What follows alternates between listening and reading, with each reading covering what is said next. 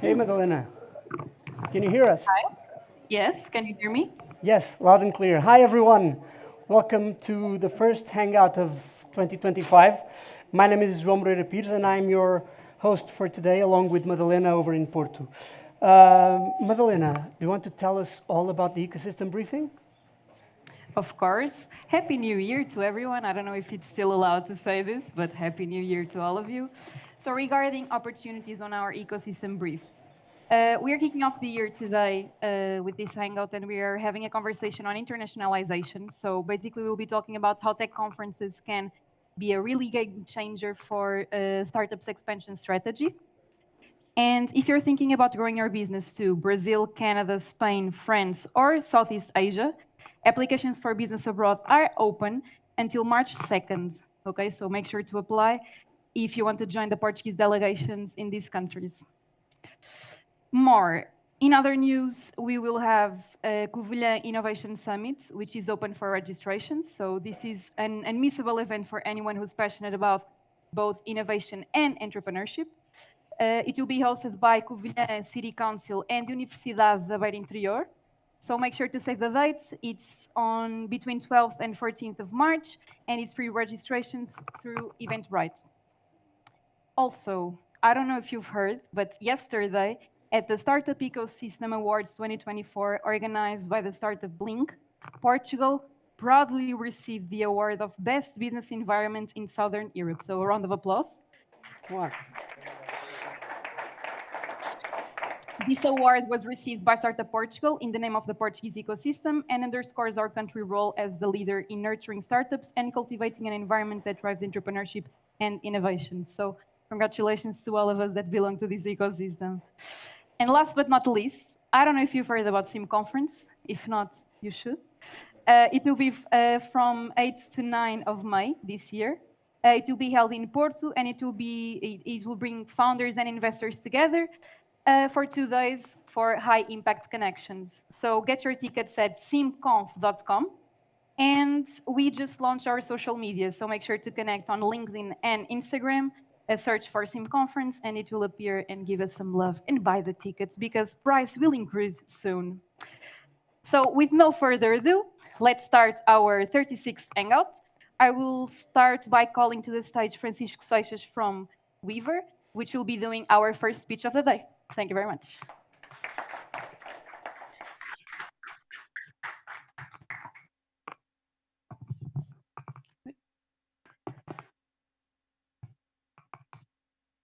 Hello, everyone. It's my first time here, so don't be disappointed. My name is Francisco Seixas. I am the CEO and one of the founders of Waver. We are a platform that does review management and analysis. I want you all to tell me by a show of hands, how many of you in the last year were influenced by online reviews when making a decision? It can be to go to a restaurant, to buy a product online. Thank you. And actually, how many of you that are influenced by the reviews do leave the reviews? Okay, that's actually according and to the expectations and the statistics. 93% of people nowadays are influenced by reviews when making a decision, but only 5% actually write reviews on their opinions after going to businesses or services. And that's where we come in. So our team, it's me and Alvaro. I am the CEO and with a background in reviews. Alvaro is the CTO and the machine behind the entire platform. Our solution lies in improving, managing, and analyzing the reviews of B2C businesses. We sell B2B in all of the different markets. How do we improve? Every time the client works with us, they go through an onboarding process to learn how to improve their reviews in the long term. And then we have a platform where they can manage and reply and analyze the reviews in real time from all of the different platforms. But how do we work? We go to, for example, let's say you're a restaurant, you have reviews in Google, in Instagram, in the Fork, TripAdvisor, and all different platforms.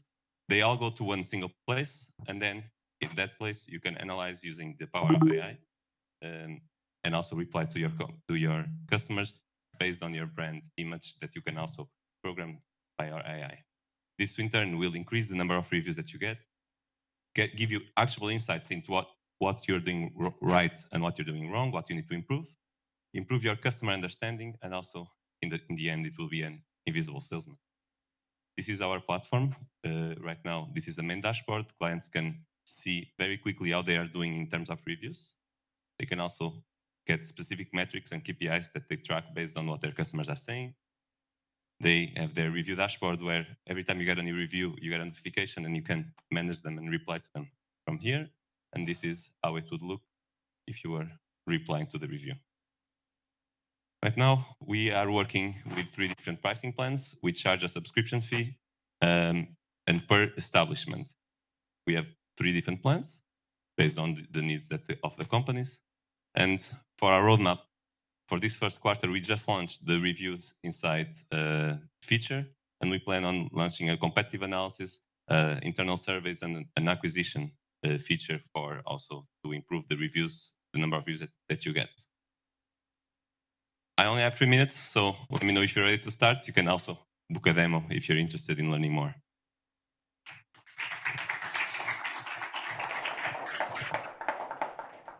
Thank you very much, Francisco. And because we are very eager to know more about our panel discussion, we'll move straight to that. So I'll call to the stage Pedro Silveira from ICEP. A round of applause. And João Miguel Dias from Armilar. Another round of applause. And in Lisbon.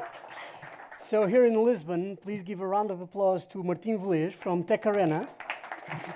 Come on, come on. And to moderate, please welcome Startup Portugal's Senior Project Manager in charge of the business abroad, André Faria.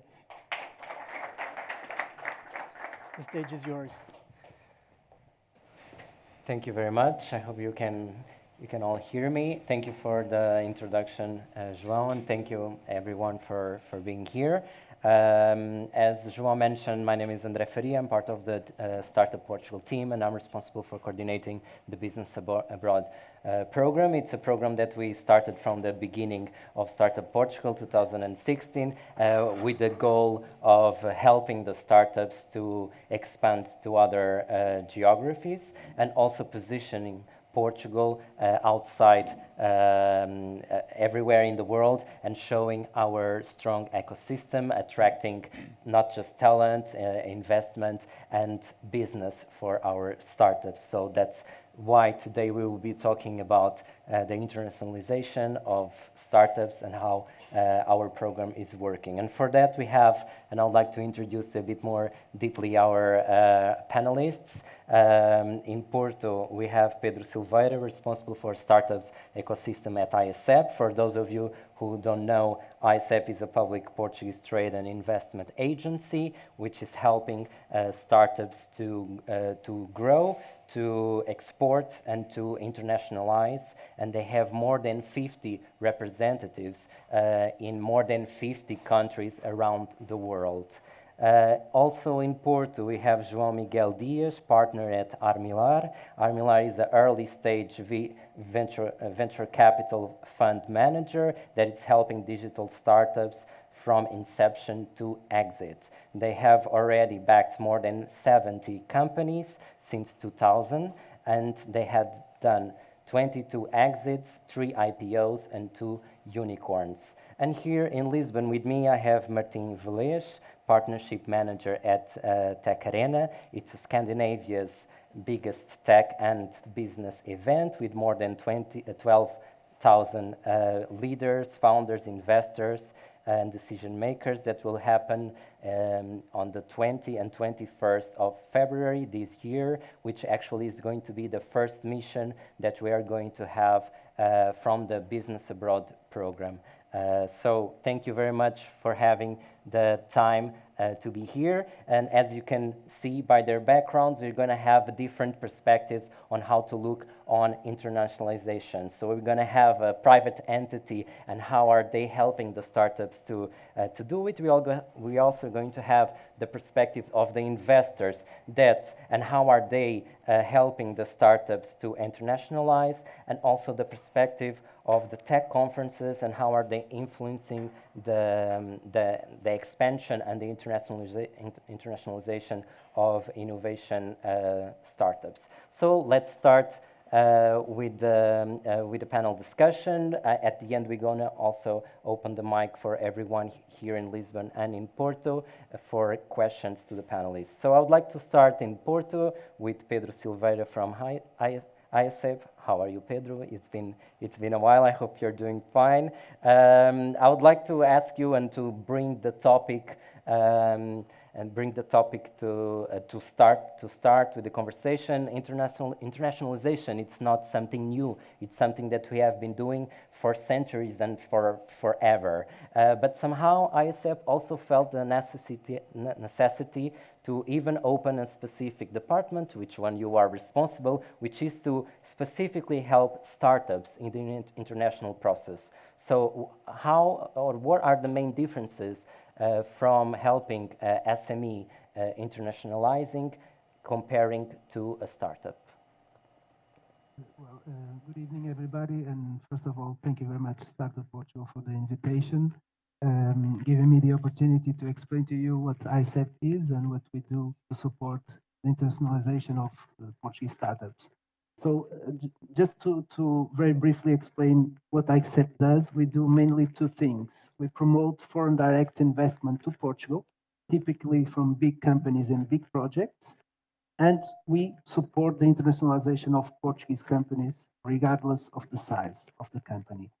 So we have a role, a very important role at ICEP, that is the key account manager. So this is the model that we support the companies. Each and every company that we support, and we support more than 13,000 companies, has a key account manager at ICEP. It's the key account manager that has the obligation to understand what the company does, to understand the phase in which the company is in terms of internationalization, so that he can start to suggest initiatives, actions outside of Portugal to promote the company abroad. So we have, as André said, we have more than 50 delegations throughout the world. And these delegations, they do mainly two things. They promote foreign direct investment to Portugal from big companies in those markets, and they support the Portuguese companies going into those markets. So we follow all kinds of companies in all sectors. And since 2020, more or less, we felt that it was time for us to have a specific department that would support startups. Typically, ICEP, in other times, didn't support the ecosystem of startups, but we felt that it was time for us to have somebody that would, always in partnership with Startup Portugal, do the missions abroad, help in those missions abroad with networking to the companies that are part of those delegations. And we developed a small team in the commercial department that helps startups going abroad. We have 4 or 5 key account managers that have in their portfolio startups, and every day they support them going into other markets. And it's important to explain that the support that ICEP does through the work of the key account manager is really very personalized, is custom made. So it varies from company to company, and it varies a lot from country to country, market to market. So there is no template to support the companies. It's really the experience of the key account manager that has to understand what the company is. And usually the key account managers, they are specialized in certain sectors. We have 3 or 4 in the technology sector, 3 or 4 in the food and agriculture sector, and so on. And so they have experience supporting companies going into other markets. And specifically in this startup ecosystem that we try to promote, usually in partnership with Startup Portugal, we also have something special to the startups, something that we developed 3 or 4 years ago. That is an initiative that is called Startups Connecting Links, and this is specifically for startups. And it is something very simple. Our delegations, they many times are contacted by big companies from abroad that want to understand how the ecosystem of startups in Portugal works. what kind of companies we have. And so we have been developing a portfolio of more than 700 nowadays. Today it's more or less 700 startups in 32 different areas that we believe are the most innovative companies in terms of startups that Portugal has in these areas. And we want to promote them, reaching out to those big companies from abroad that knock on our delegation's door, so that we can present these small startups, many times small startups from Portugal, to these big companies. And many times we understand that the startups alone wouldn't be able to do this kind of contacts. And so this is something that we've been developing for 3 years. And we have more than 120 big companies that have contacted us in this regard. And we have been able to do more than 250 direct contacts between startups and big companies from more than 20 markets. So this is specifically an initiative developed to the startup ecosystem. And as André said, we have the mission abroad that we are always glad to support Startup Portugal, and I believe that this year we are going to continue to do this. So. Perfect. Thank you, Pedro. Now we'll go here in Lisbon with a question for Martin. It's the first time that the Business Abroad program and the Portuguese delegation is attending to Tech Arena.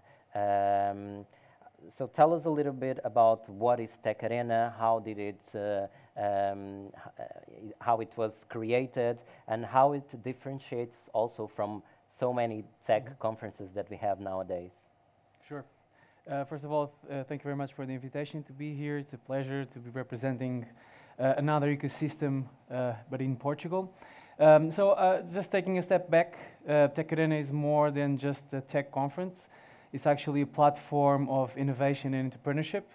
And we have multiple verticals, including an accelerator program focused on startups, early stage startups, with at least one female founder. So we run that program focused on fundraising exclusively. Last edition was curious also. We brought the guys from the fundraising bootcamp. We might have heard of them here in Lisbon in one of the programs that the ecosystem has. So it's not just a conference, just to say that. Obviously that conferences are a big part of what we do. And the Tech Arena 20 and 21st of February is indeed the biggest tech conference in Scandinavia. I think one of the biggest efforts we've been doing in Tech Arena is also approaching other international ecosystems.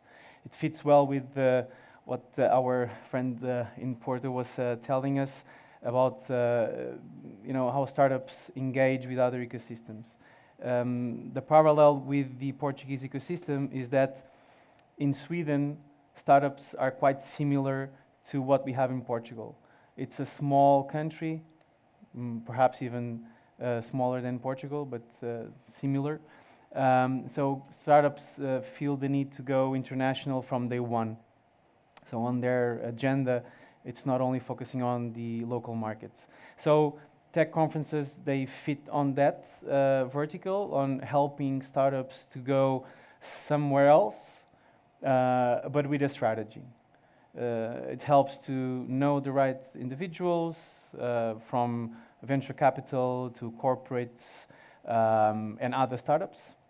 So I think that's pretty helpful when going abroad.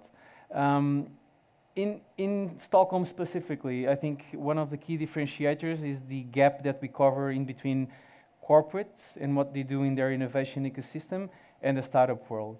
So we bring, companies like Nordea, which is a big financial institution, or Uber or Remote, a mix of corporates and big scale-ups with all the startup ecosystem, and that really helps to nail down some of these gaps in between.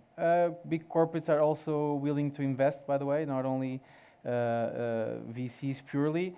We see more and more, at least in the Nordics, that big corporates do have the intention also to identify interesting innovations and invest. And obviously then we rounded up with some very interesting keynote speakers that can also bring the motivational aspect into play, how they did it, how do they achieved their successes, talking about like Mark Randall from Netflix, for instance, or Richard Branson from the Virgin Group, or even Steve Wozniak from Apple.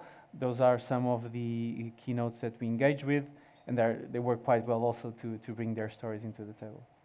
Okay, Martin, today I had a meeting with one of our partners that also mentioned today to us that one of the things, maybe difference of the ecosystem in Sweden is that there's a lot of money, and there's a lot of money for early stage startups. Can you confirm that? Yes, I can confirm. Don't have the direct phone numbers of any of those. I'm joking, but I think there is a quite interesting attitude from the investment point of view, from VCs and corporates, which is they are willing to invest. They also want to make it quick and without any hurdles. So it's, I think it's a pretty straightforward process there. If there is interest, if what you're doing is scalable, there's really this fast pace on the investment. There's a lot of capital available, and there's a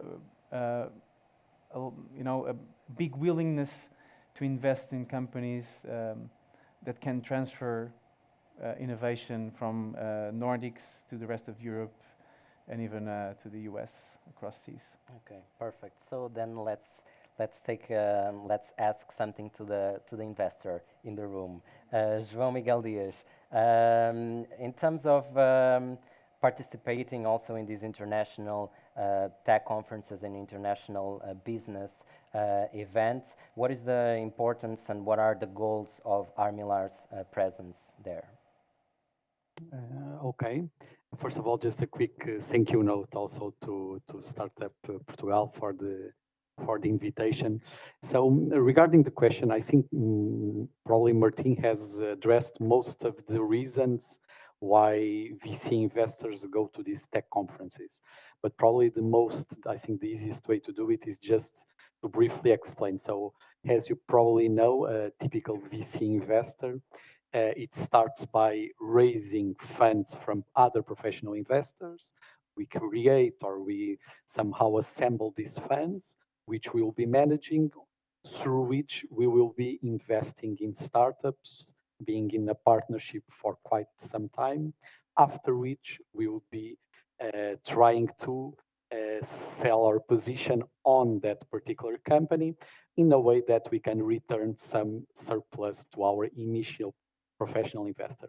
Through this cycle, you saw that mostly we are a lot focused on getting these startups. So that is the main reason, or one of the main reasons, why we should go to these big and relevant national and international tech conferences. So getting access to startups, to potential investors. In the same, just in the same line of reasoning, we would also go to these tech conferences,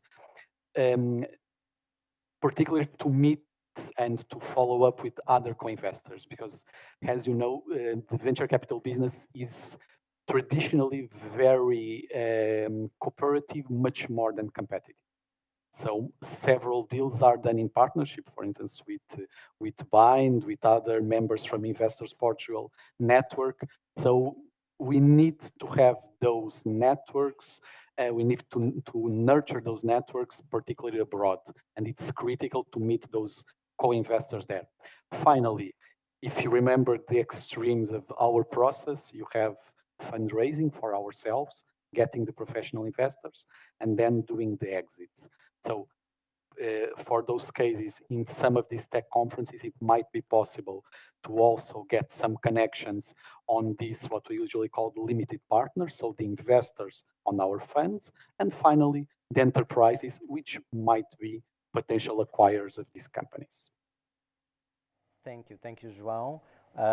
We'll be back here in Lisbon. Another question for Martin, and following the what João just mentioned, I feel that in the beginning of all of this hype of the conferences and the big events, really the startups themselves were the stars, and the spotlight was on them. And I feel that more recently, the spotlight is also changing to the investors. And what João just said, it's funny because the journey is somehow similar to what also the startups are looking for on the other side, let's say it, but very similar. So what advices would you give to the startups and to the investors to prepare for having a successful experience in these tech conferences?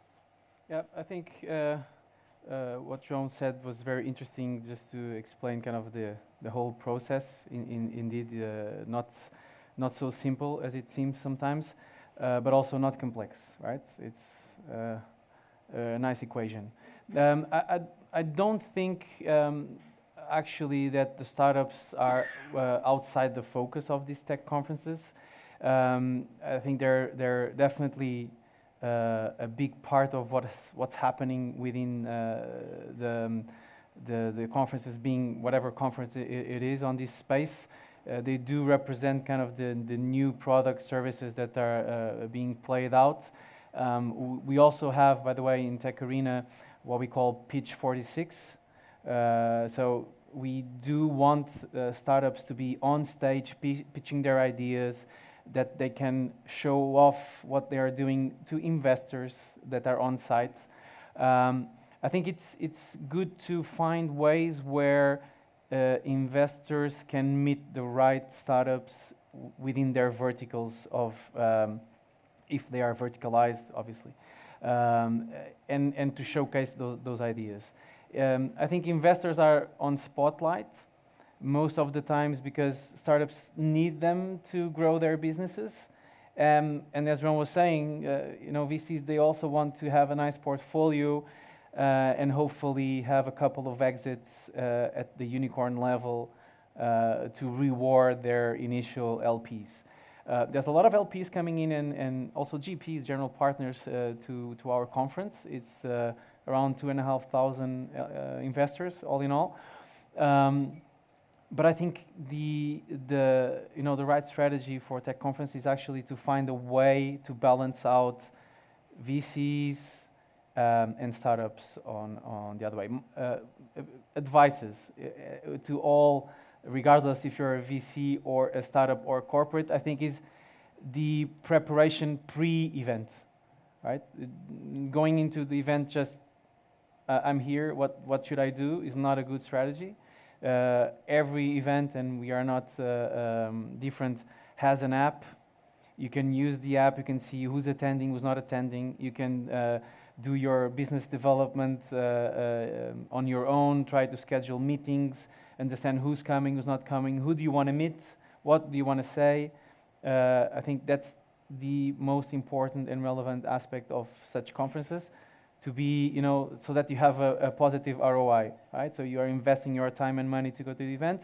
What do you want to have in return? Is it just brand awareness if you're showing your products or services?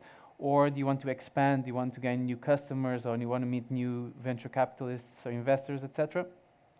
Do your homework and prep, because VCs do the same, right? They want to know who are the startups there, what are the verticals, what are they doing, if possible, having some key figures behind, and then they go and they have kind of a very specific agenda for those days.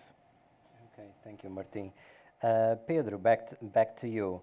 I was remembering a meeting we had when I was not working at Startup Portugal. I was actually head of marketing of one of the startups, and we had a meeting, me and the CEO, with you about ISEP. And I remember at the time the CEO mentioned what ISEP is offering seems it's too good to be true. So you already explained a little bit about what is it that you are doing and what are the services that you are providing.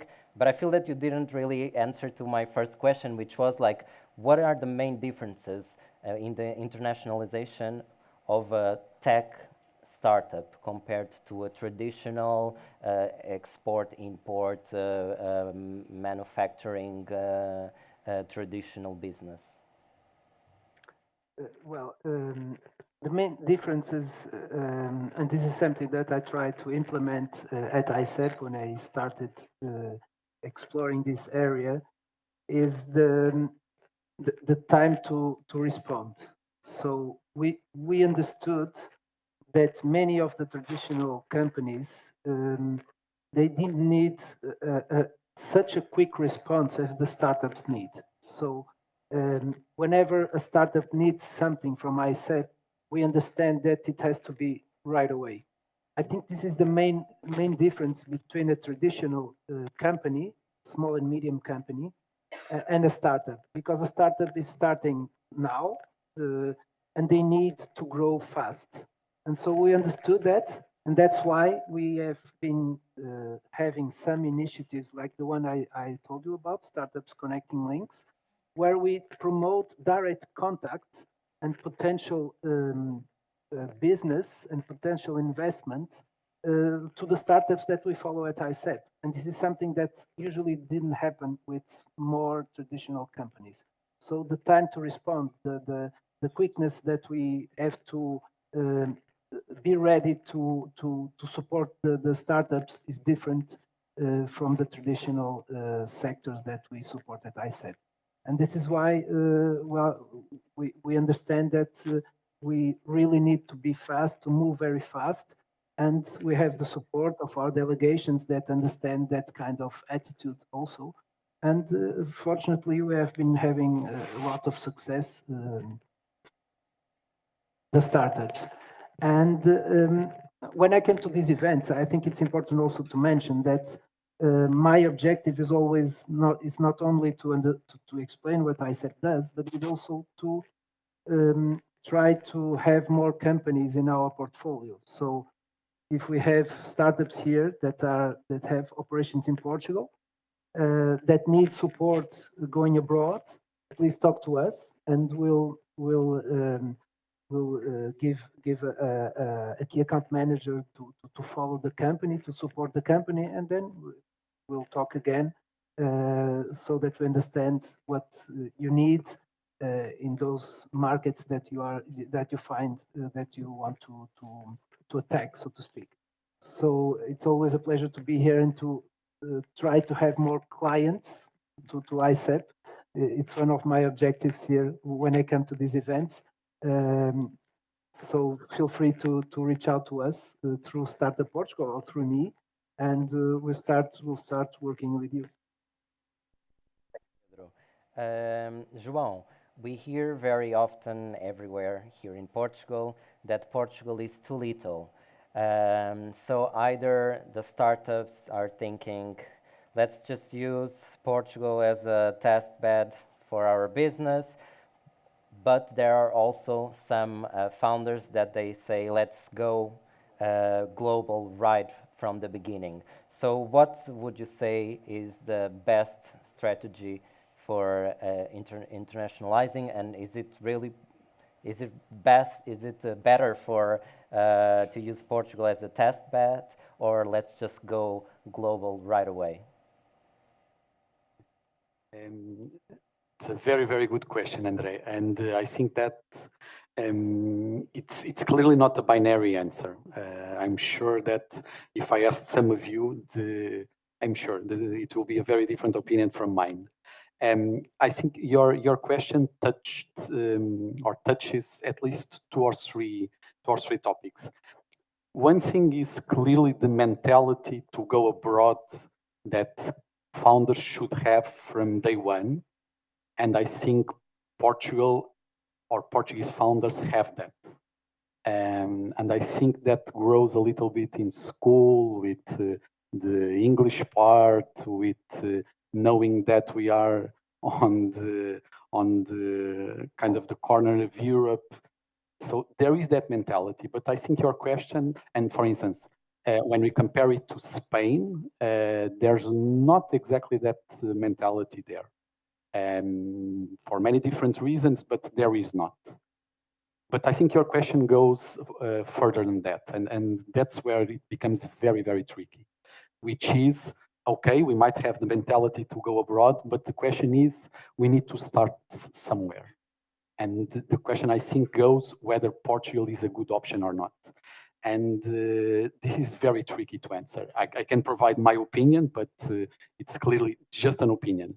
And in order to do it, and probably the best way is like every good engineer, let me try to frame the program, the process like this. To be, for us or for a company to select what will be, I think it was called the text bed, but the initial market, usually we have to look at least into 3-4 topics. So first is clearly the cultural fit that founders have with that country, and because we cannot go to a place which in a Portuguese founder going to Asia, it's very culturally very different. So there are differences there. There is a lot on the cost side of the operation. So we need to start somewhere, typically with limited resources. So we need to be very cautious of the cost side of initiating a business. Third is the propensity or the willingness that either companies, either governments, either public entities have to try new products, either at the consumer or the business level. So we need to assess that. And probably finally is how scalable then we can be after having that market. So we'll need to select a market which will enable us then to use it as a proof to scale to others. Let's apply this for, just to do not make it more complex, to Portugal. First, remember, was in terms of cultural fit, and let's assume that we are Portuguese, there is clearly a yes. Making businesses in Portugal is clearly easy. We are Portuguese. Making initial business in Spain, for sure, it will be probably okay. So no question on that. Cost side, which was the second. Cost, I would say, yes, Portugal is also positive. So you can have very good resources. And this is, in particular, I think was mentioned in the beginning of the awards. We have very good talent at reasonable cost. Well, it depends, of course, on which one is evaluating. So yes. But now let's take the third metric, which is mostly related to the willingness of big corporations or governments to try and to actually make business with a startup. And in my opinion, this is not very easy in Portugal. First, because we have very few big companies available, or at least having to mix two parts, the innovation part with business unit or whatever. Merging these two, it's very difficult. And in Portugal, you have very few big companies doing this. You have some of them and very good examples, but there are not too many. And if there are not too many, it makes it very difficult to get, a startup can enter in an innovation program, but it then gets stuck there. It's not supported then by the business unit, because we need to go from the innovation department to a business unit to sell something. And this for me is a concern. So it's an orange. And just to finish, the scalability, it's also complicated to me to assess this, because saying that I have done a trial, an initial contract in Portugal, and it will be useful for me in the US, it's very difficult to claim this. For instance, if I do it in Spain, and then I can claim that in the 500 million Spanish-speaking countries, I have done it in Spain, it will be much easier. So it's not yes or no, and sorry for taking so much time to discuss. I think it depends a lot on the perspective. Some positives on the Portugal, but it's clearly not a yes that Portugal should be the best bet. Thank you, João. We're going to the last round of questions, so I'm also going to ask you to be more concise on your answers. But I actually go back to you, João. And considering what you just mentioned, can you give us some examples of strategies that Portuguese tech companies can explore while entering in a new foreign markets? Okay. Trying to be much more concise. So I think we have discussed, for instance, Pedro was very clear, and it was very clear the tools that ICEP has and has developed, which is even more interesting. Startup Portugal also. Typically, we as investors focus a lot on and particularly on the B2B side, on the scalability that comes from partners. And you have two main partners, either what we call it like the value add resellers, so consulting companies, integrators that choose a technology or a product based on technology and then resell it, typically with services on top. And they are on the markets that we want to go. So we need at least to approach them. So this is clearly an approach to get to new markets, and we should be focused more on local partners and then on global partners. And then there are other type of partners which are product partners. Typically, we are a feature to, or we are an added value to a more broad platform that someone has on different markets. So these two routes probably would be my opinion to explore on going abroad. So go back here to in Lisbon with Martin. A little bit of a provocative question. So tech conferences, events, international environments, they seem to be growing like mushrooms. So is there really a sustainability for the existence of all of these events? How are these startups going to be able to also choose from such a diverse international conferences, or is this bubble eventually going to burst? Like, what is how do you envision the future of these international events? I like provocative questions, and there's. It seems like many things grow as mushrooms, also startups.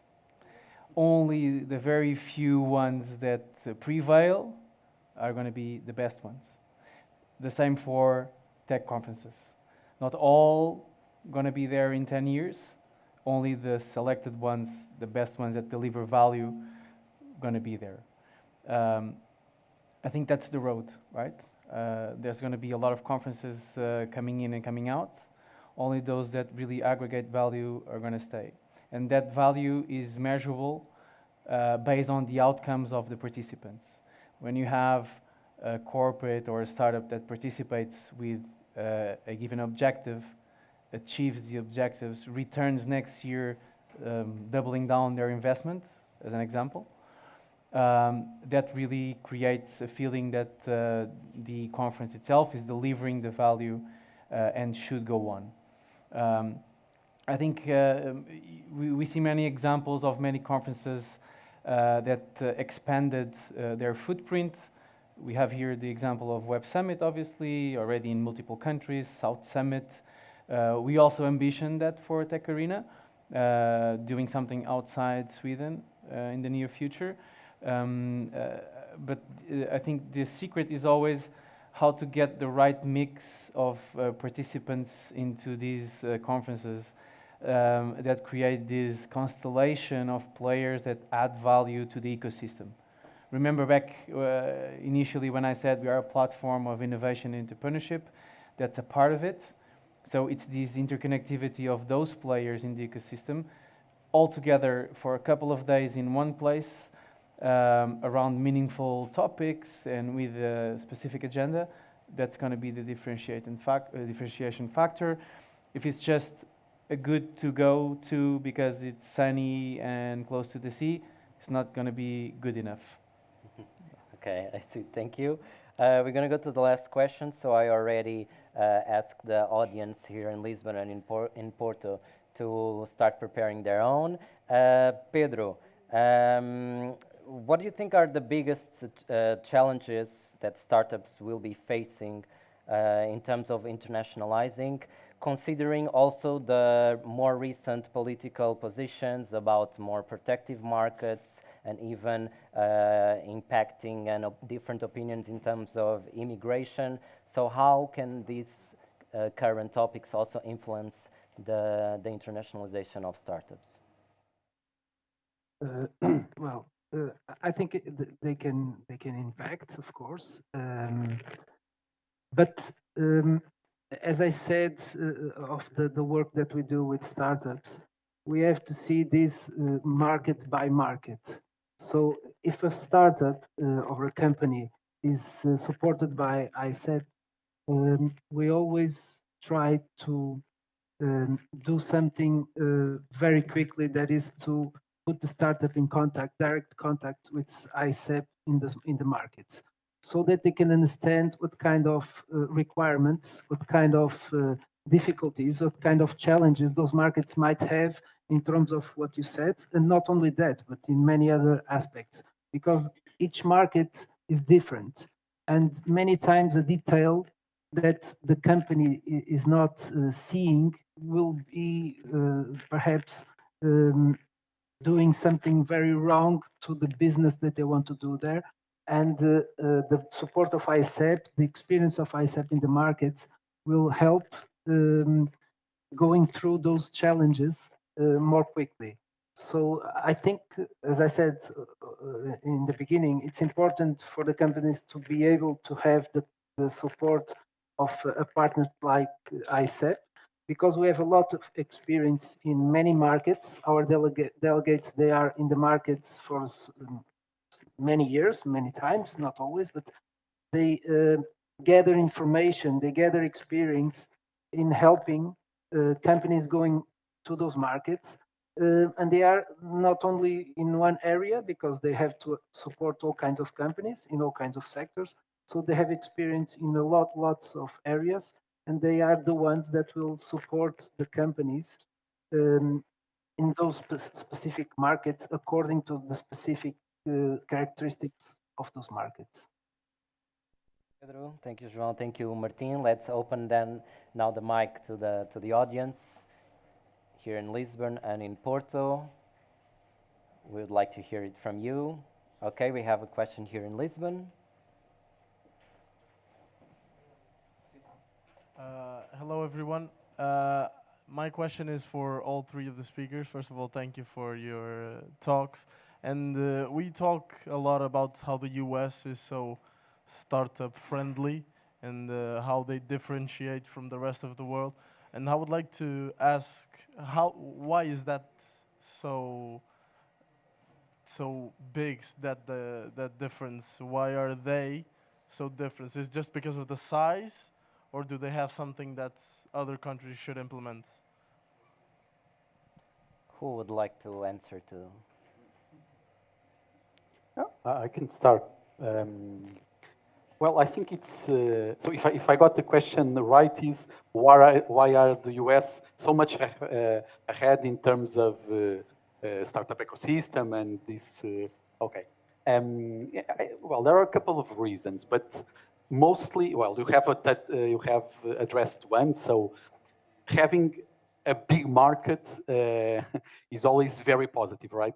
Because you have many potential clients, either on the consumer side, the B2C, either on the business side. But it also touches many different points. So there is clearly, and we go back to the mentality. So typically in the US, of course, this is not transversal, but there is this a concept of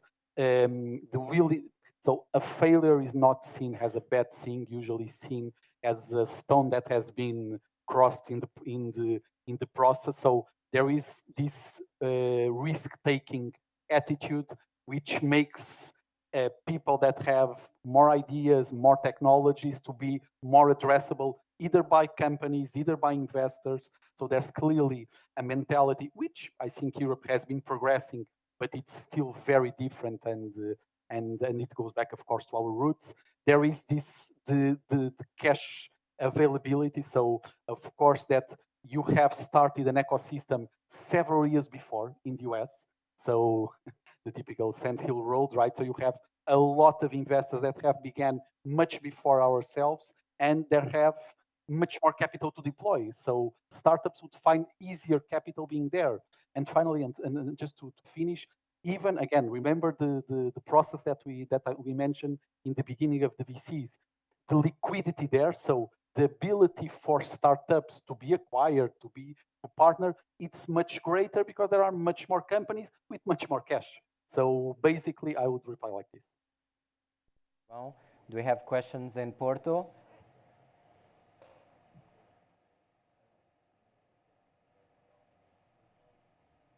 For hardware software based here now.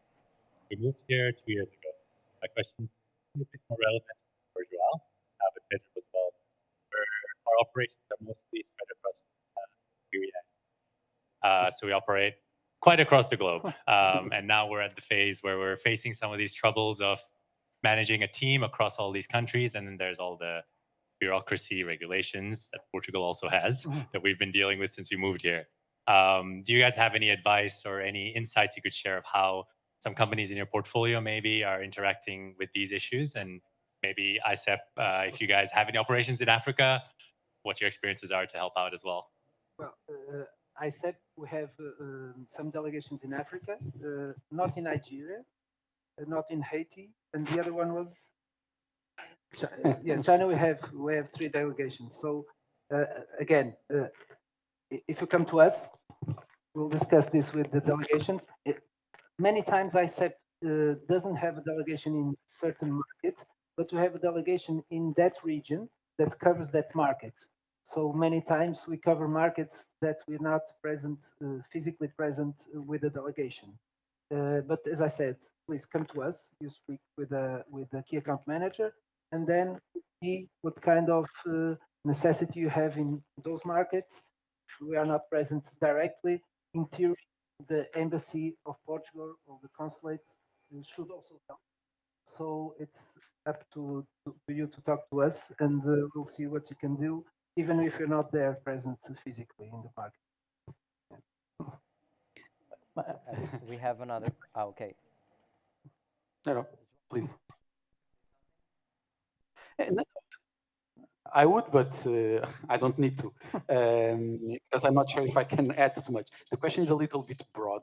I think it depends a lot. So I'm not sure if the problems or the challenges that you are having are on the commercial side of addressing some of those countries, because typically it's a quite diverse range of countries, right? And typically, for instance, what we have seen in companies in Iberia, concrete cases, companies in Iberia, for instance, to address APAC, to address Asia countries, some of which you may have mentioned, clearly have, for instance, set up some kind of a joint venture with a local partner that typically has some complementarity on the product side, and kind of a joint approach was taken to deal with the local regulation, to deal with local partners, just not for us, for the company to go to and establish an operation in a country which the cultural fit might be a little bit different. But if the question is more on the operation side, because probably you are producing in China, you are the hardware probably, then it's the full package is assembled here.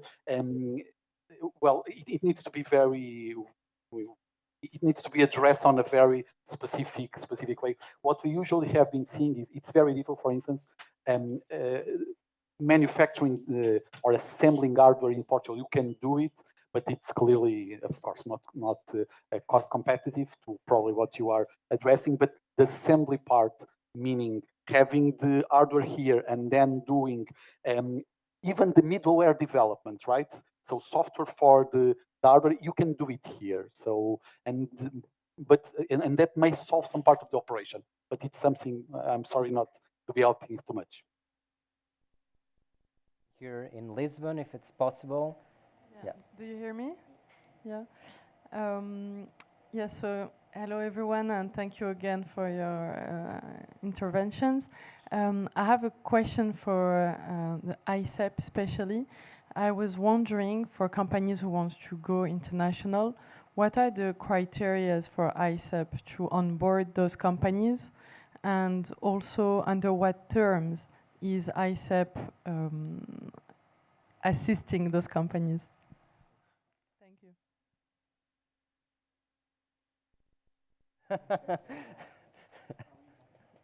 We'll be back in 10 minutes. No, I'm joking. Yes, tough question. They didn't handle it there. There might be some connection with Porto.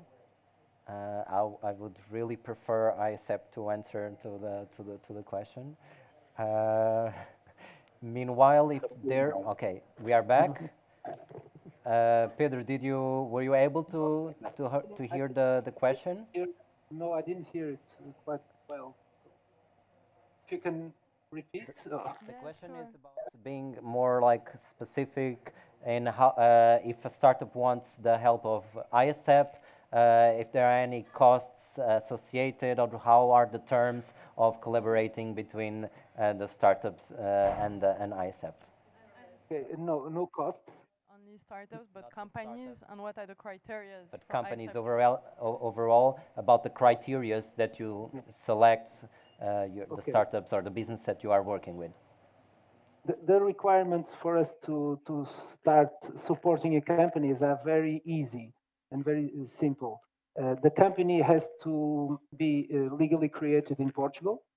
It has to have a Portuguese fiscal number, and very important, the operation has to be done from Portugal. So the majority of the workers, so to speak, have to be here, and the company has to be in condition to internationalize. So we cannot support a company that has not yet a strategy to going abroad. So because when we start our help, we'll get potential customers that the company may work with. So the company has to be ready to go abroad. So it's mainly these three things: to be legally constituted in Portugal, to have the operation here, and to be in condition to, well, to be prepared. Somebody should be thinking about the internationalization strategy so that we can support it with our delegations. Thank you, Pedro. Is there any other question from Porto? Any other question? I think it was very clear for everyone here. Lisbon, while in Porto, people can think about another one. So let's go. I have a question for Martin. What do you believe is more important, focusing in rapid growth or building a solid product before scaling? I said, what is the best? What do you believe is the more important, focusing on rapid growth or building a solid product before scaling? Solid product. Rapid growth. Well, it's going to be hard to achieve rapid growth with not having a solid product. My experience from the startup world is that you also don't need the perfect product. So you need to find kind of the balance and go out with something that you believe is going to work. Might not be perfect. It won't be most of the cases. That's why you have MVPs, that's why you have deliverables, and you have hopefully a product roadmap to guide you through kind of what are the achievements that you want to have with your specific product. I do believe that you can achieve rapid growth with a very basic product, but you need to have on your roadmap a very solid ambition on where do you want to go and what you want to achieve. Because most probably your growth path will be very much leveraged on the right features into the product. It's a very hard question in a sense. I cannot answer it very precisely. It needs to be very high level because then it depends on what's the product, what's the use case, is it B2C, is it B2B, is it software, is it hardware? So there's a lot of some details to consider, but all in all, that's what I would say. In a few minutes, we're going to go for networking and drinks, so maybe it's a good opportunity for you to also pitch your project if you have one. But before that, let's just see if there's any other question from Porto. Madalena? Okay, we have... No, No? I know there's one. There's one, okay. She Hello, found the mushroom. Thank you for this interesting panel. I'm coming with more philosophical question.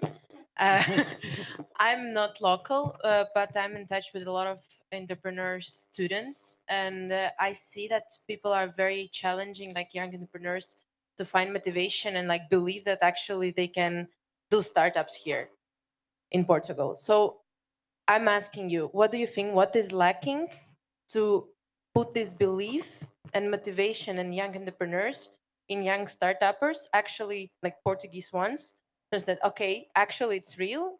I see I can do that, like, and actually start trying, because I see that a lot of young people actually like struggle to believe that they can? What do you think? Well, from my experience, we've been having lots of good dynamics in terms of startups here in Portugal. So that I don't think I really agree with you, because I think that the ecosystem of startups in Portugal is very dynamic. I think there are a lot of students that after school they use the incubators that many times are related to the university, and that in Portugal they are quite good because they support the students doing business, starting their business, and making the connections. For example, with ICEP, we work a lot with the incubators from the universities, and I think this is quite dynamic. In my opinion, I don't know other markets, but here I think it's quite good. It works quite well, in my opinion. This is my Questions here in Lisbon, I think so. Another one. Let's. Yeah. I got a question for Pedro Silveira. How do you determine the right moment to take your startup abroad? the right moment. Um, uh, well, as I said, for us to support the companies, we cannot um, create the strategy, the internationalization strategy for the companies. We are facilitators. We support the companies when they have a strategy. They have to have some kind of strategy well thought, with some markets as priorities, so that we can support them with the necessities they have in those markets. But we don't. Well, the perfect situation to start going abroad is to have someone in the company thinking about the internationalization. And it doesn't have to be the founder, because many times the founder has a great knowledge of the product, but in terms of sales, the sales pitch sometimes lacks. So it has to be someone that is willing to think every day about the internationalization strategy, and then with us, with our support, in partnership with us, we can help going into those markets. But it really has to start in the company. Another question. Yeah. So this is a question for Martin. During one of your questions, you said that the startups should prepare beforehand before going to events. And my question here is, maybe do an estimation here, because it's impossible to say a number, but what would you say it's the percentage of founders that you met at the event that you met actually before? And how do you usually meet them, like before the event? So there's different angles there. When I mean preparation, means you know who is attending, not necessarily trying to have a conversation with those specific individuals before the actual tech conference takes place. It might happen, it might not happen.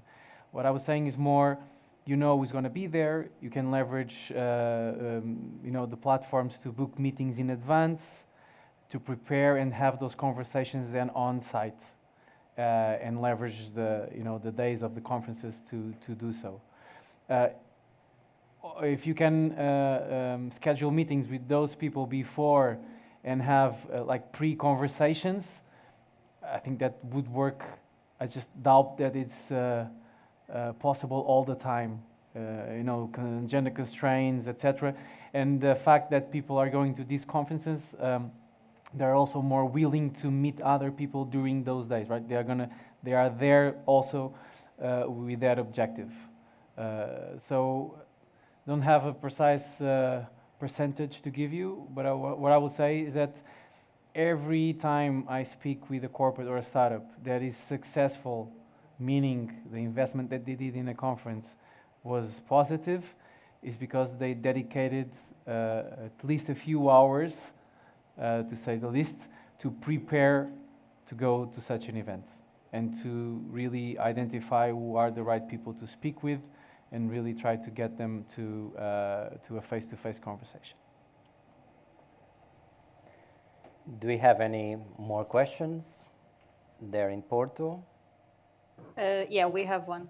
Okay. Do we have time for one more? Yes? Yeah, of course. Okay, hello. Maybe this one is more for you, João. I was thinking, like, if you think a company should start, or firstly, internationalize before starting to look for investment, or for you, there's a huge difference when you see a company that is already quite internationalized and compared to one is just doing that test in Portugal and the test is doing good.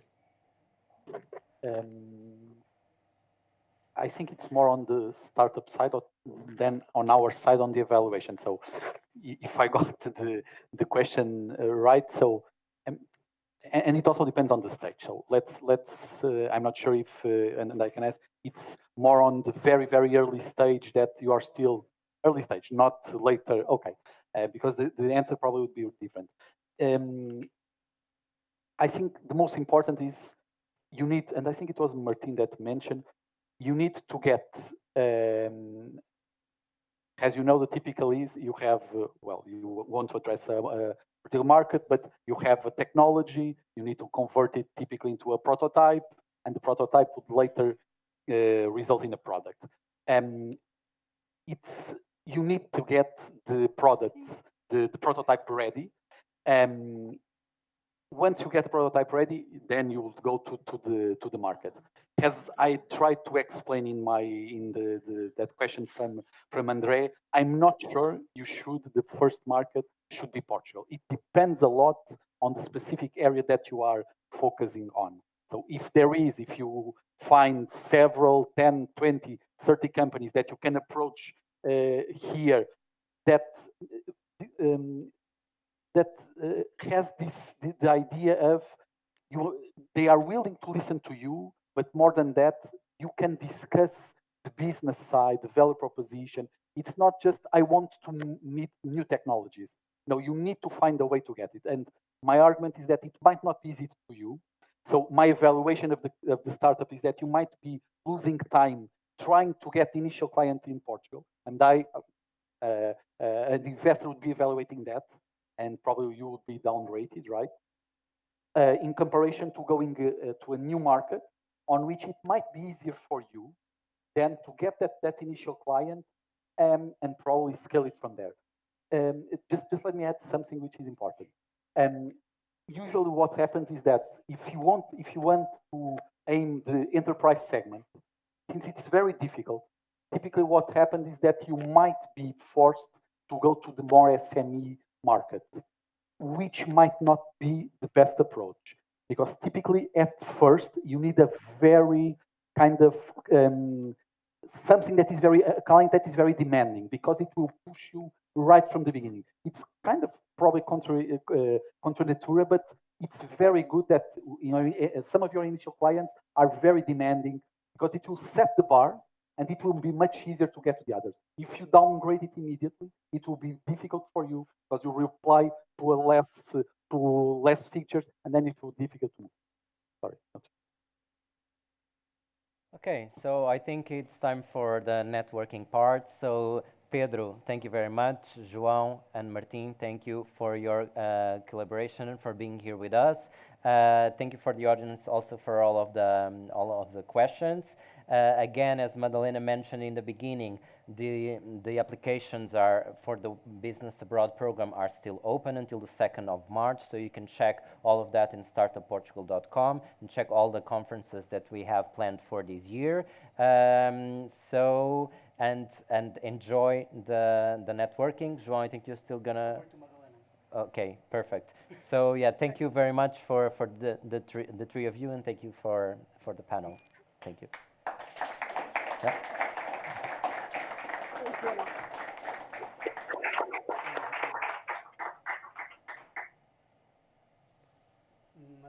Back to you, João. I was saying a round of applause, but back to you. But it was done. Okay, we didn't get that. Thanks. Before we close, allow me just to share Startup Portugal's gratitude to our partners for making these events possible and better to welcome you. Please give them a round of applause as I name them. Investors Portugal, Ferroviário, 351, Portuguese Startup Community, UPTech, Porto City Council, Sograp, and Superboc Group. It was a pleasure to host this event this evening with Madalena. Subscribe to our newsletter and let's mingle in the networking. Bye-bye.